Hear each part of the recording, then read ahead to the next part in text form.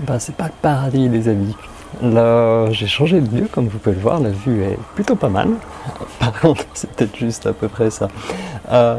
Waouh, Bali, c'est bruyant. C'est très très très bruyant et spécialement là où je suis. Ah, c'est une des raisons pour lesquelles je préfère les chats que les chiens.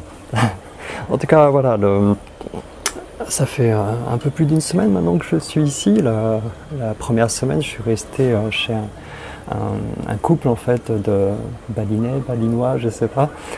J'étais au-dessus en fait, donc dans ma propre cabane, on va dire ça comme ça.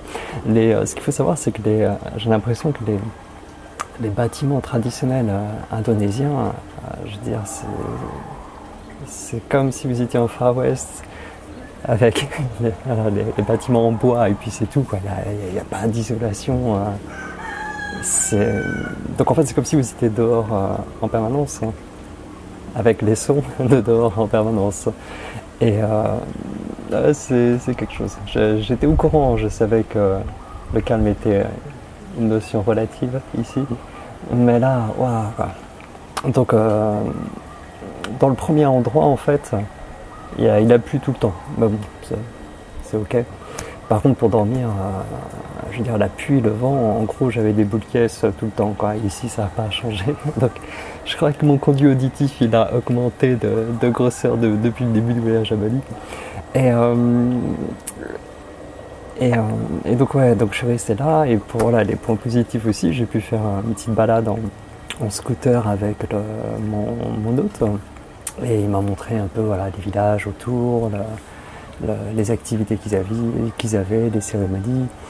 Et on a pu aller aussi sur une plage où il y a zéro touriste, quoi. Du sable noir d'ailleurs, c'est assez étonnant.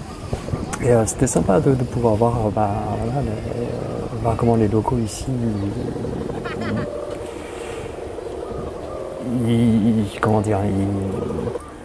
comment ils se reposent, quoi. Désolé, il faut que je fasse la traduction anglais-français, je suis plus trop habitué à parler français ici. Et voilà, un petit moment de détente, voilà, c'est ça le mot que j'ai cherché.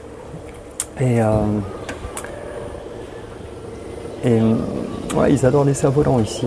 C'est des cerfs-volants, ils s'arrangent pour mettre des choses dessus qui vont faire du bruit grâce à l'air, donc c'est assez rigolo. Et il y en a là. Je vais vous mettre des petites vidéos en même temps, comme ça vous verrez aussi ce dont à quoi ça ressemble. C'est assez sympa. La première fois que j'ai vu ça, c'est un cerf-volant assez loin, je me dis mais c'est quoi cet oiseau aussi bizarre? C'est une feuille de bananier qui est partie au vent. Mais non, des cerfs-volants. Et donc ouais, très sympa la plage, le fait d'être en scooter dans des petits villages, il n'y avait pas trop de circulation, donc ça c'est pas pareil que la ville Ubud, par exemple, où j'ai pu aller là dernièrement, c'est la folie, quoi. Et pour ceux qui sont pas au courant, déjà il y a des trous sur la route, il y a des chiens, il peut y avoir des familles, il peut y avoir tout sur la route, ça peut conduire à contresens. À le code de la route, il n'y a pas trop. Les clignotants pour indiquer sa direction, vous pouvez souvent oublier. Et en même temps, le fait d'être plus libre pour conduire, je trouvais ça moins stressant que ce que je vois, les comportements que je vois aussi en France. Et donc, moi, je l'ai plutôt bien aimé, quoi. Ça m'a pas spécialement choqué parce qu'il n'y avait pas beaucoup de circulation non plus. Pareil. Voilà, quand on s'approche des grandes villes. Donc j'ai hâte aussi de pouvoir vagabonder en moto avec les autres de l'école ici. Pour l'instant, je garde un profil bas. Je voulais être en retraite dans un endroit calme pour juste m'entraîner en fait sur ce mois de juillet. Et après, je sais qu'il y aura de quoi faire en août-septembre avec tout le monde. Et ouais, donc après, petit karaoké aussi avec cette famille. Et très sympa. Quand on est arrivé, il y avait un anniversaire en fait, il y avait très peu de monde dans le restaurant et c'était une ambiance joviale, voilà, que j'aimais bien. Et puis j'ai pu chanter en indonésien, ce qui est étrangement plus facile qu'en anglais. Et donc voilà, je vous avais dit, je raconterai ma vie dans ces vidéos-là. C'est juste des petites tranches de vie et des fois des petites anecdotes liées à la pratique. Par exemple, l'énergie qu'il y a à Bali, elle est vraiment très particulière, elle est très yang. Donc pour ceux qui sont habitués à ce vocabulaire, yin, tout ce qui est passif, la nuit, le repos, digérer, se reposer, recevoir tout ce qui va être nourricier. Et ce qui est yang, actif, la journée, tout ce qui va émettre, créer, transformer. Et donc ça, c'est des cigales, si vous les entendez, je pense que vous les entendez. Elles sont pas encore très fortes, mais elles ont des variations. Et pour ceux qui n'aiment pas les cigales en France, moi ça va, mais n'allez pas à Bali, vous allez mourir instantanément quand vous allez voir le bruit que ça peut faire. Il y a des animaux qui font des bruits chelous, faut le dire. Si, moi je suis pas habitué à cette contrée. Mais encore ça va. Le pire c'est vraiment les chiens, quoi, c'est incessant. Et aujourd'hui c'est une journée particulièrement calme, la plus calme depuis que je suis ici. Et ça change tout. Ils sont juste à côté, quoi. Donc, propriétaire qui a 2 gros chiens et qui sont toujours tenus en laisse. Et en gros, ils aboient dès qu'ils voient quelqu'un passer, quoi. Des fois, je même monte la tête et ils se mettent à aboyer. En gros, je les voyais aboyer vers le champ de riz, mais je regardais, il n'y avait rien, quoi. Il y avait juste quelques papillons. Donc, soit ils aboyaient à des papillons, soit ils aboyaient à des fantômes. Je ne sais pas.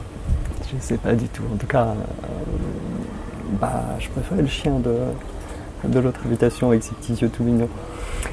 Et donc Bali, énergie très yang. Et en gros, si vous avez déjà des insomnies de base ou vous êtes hyperactif, c'est vraiment pas le lieu où je conseillerais aux gens d'aller en vacances, quoi. Partez en Angleterre, c'est beaucoup plus yin, c'est bon pour le cœur aussi. Mais Bali, c'est yang, quoi. C'est impressionnant. Et je parle pas dans le fait, genre il va faire très chaud ou autre, là il fait beaucoup plus doux qu'en France, il y a même un petit vent frais un peu tout le temps qui est très agréable. Donc suivant les endroits, on peut toujours trouver un petit endroit un peu à l'ombre qui est tranquille.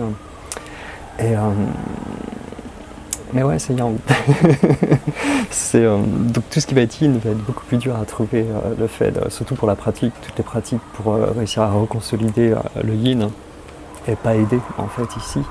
Mais en même temps, il y a un côté assez intéressant d'essayer de le trouver, de le distinguer malgré tout, malgré cet environnement. C'est comme, pour reprendre une métaphore de mon prof, c'est un peu comme une lumière qui peut se raffermir dans l'obscurité en fait. Donc voilà. Ce qui est marrant, c'est que du coup la nuit elle tombe assez tôt, à 18h. Donc comme si ça voulait compenser un peu l'excès de yang dans l'environnement. Mais par contre, il y a toujours de l'énergie dans l'air, quoi. Donc ça pourrait pousser à se coucher super tard et ça me fait rire parce que c'est de savoir qu'il y a autant de gens qui viennent faire des trucs un peu énergétiques bizarres, des trucs new age qui partent en cacahuète vers la sexualité haute à Bali, mais c'est le pire endroit pour eux pour être en fait. Tu peux vraiment perdre pied en fait au niveau psyché parce que l'énergie yang est trop forte et va sans ancrage. C'est chaud, quoi. Et donc hypersensibilité et autres, allez en Angleterre.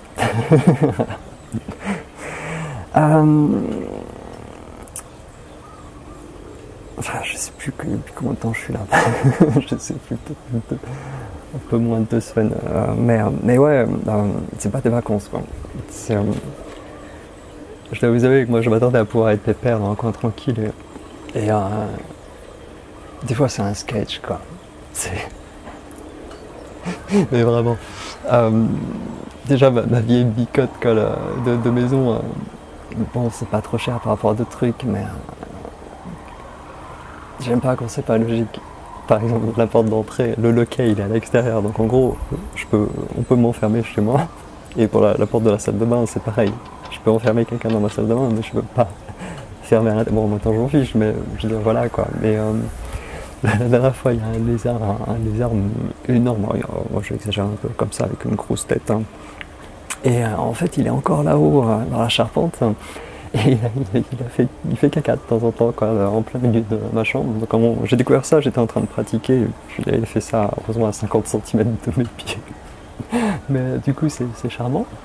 Et la première journée ici a été très dure, tout s'est cumulé en fait. Genre je laisse le papier toilette dans la salle de bain et il y a plein de petits morceaux dessus, je sais pas c'est quoi. Il y a ça sur mes valises aussi, donc heureusement que j'ai des sacs plastiques en fait dans lesquels j'ai mes vêtements. Et les coques aussi, les coques à Bali, c'est incessant, quoi, en pleine nuit tout le temps. Donc Ah, je vais vous donner un exemple. Il y a une nuit, je fais que me plaindre, mais je suis français. Et il y a une nuit, c'est genre le petit bébé chien qui est tout mignon, mais qui a été laissé tout seul dehors, juste à côté de chez moi, avec un appart sans isolation, bah t'entends comme si c'était là à ton oreille, et qui gémit plaintivement toute la nuit, enfin jusqu'à au moins 23 heures. Puis juste quand ça s'arrête, je me dis, oh, enfin. Il y a des percussions indonésiennes qui commencent dans un village à côté quand ils commencent à se mettre. Puis bon, ça s'arrête, puis après les voisins reviennent à 3 heures du mat, avec les deux gros chiens qui aboient à fond, parce qu'ils reviennent. Et après, à 6 heures du matin, c'était des chants, comme ça d'un coup, des chants, puis ça dure même pas 5 minutes, et puis ça s'arrête. Bon, encore, les chants, je préfère aux aboiements de chiens. Plus le cocorico, plus un pompage pour amener l'eau à mon étage. Je crois qu'il y a une machine qui démarre, qui joue. Voilà, de temps en temps. Enfin non, tout le temps en fait, toute la journée, toute la nuit. Et voilà, avec une pause un peu plus longue entre les deux moments, mais tu te dis, mais c'est quoi ce truc qui marche pas quoi. Voilà, j'avais pas ça dans l'autre appart, mais par contre ici je peux me faire à manger, ça fait plaisir de retrouver quelque chose qui pour moi est important, de mettre mon énergie dans ce que je mange. Parce que la nourriture à Bali, je vais peut-être pas manger au bon endroit pour l'instant, peut-être que je changerai d'avis, mais en tout cas ça me plaît pas spécialement. Je n'ai pas trouvé qu'il y avait assez d'arômes, et puis c'est tout en fruits, c'est tout en épicé, quoi. C'est absolument pas ce qu'il faut pour la santé, quoi. Donc, la première fois où je suis arrivé là dans cet appart, j'ai mangé un truc tellement épicé, j'ai juste trempé mes lèvres dedans, quoi. Mais genre, ça m'a donné des alertes tout de suite, quoi. tout de suite. Et j'ai dû évacuer la chaleur de l'estomac grâce à la pratique. Hein. Et donc voilà, il y a plein de trucs comme ça qui se sont accumulés. Et ouais, dur. Ça peut paraître désuet, mais l'inconfort, moi je m'en fiche. Ça va, je suis habitué à ça, mais c'est la tranquillité, surtout pour m'entraîner. Donc je vais voir comment ça évolue. Après, je vais être un peu plus loin sur le chemin et il sera un peu plus calme normalement, parce que c'est toujours relatif. Et après, quand les cours commenceront, ça sera tout autre. Voilà. Qu'est-ce que je peux dire d'autre sur. Ouais, il y a un aspect très important quand vous voyez, c'est vagabonder comme un nuage. Hein.